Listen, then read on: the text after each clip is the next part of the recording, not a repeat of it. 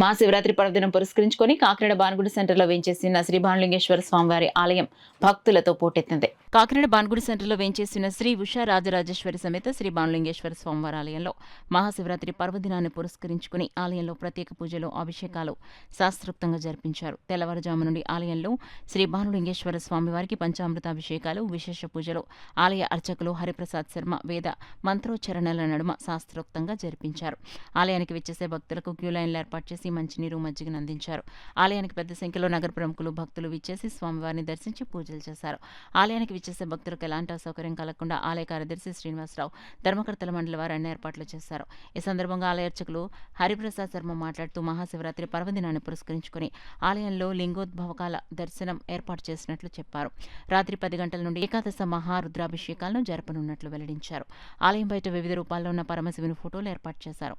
దాంతో ఆలయ శోభ మరింత పెరిగింది. ఈ కార్యక్రమంలో ఆలయ ఉత్సవ కమిటీ సభ్యులు కేళ్లంగి శివప్రసాద్, పెద్ద సంఖ్యలో భక్తులు, మహిళలు పాల్గొన్నారు.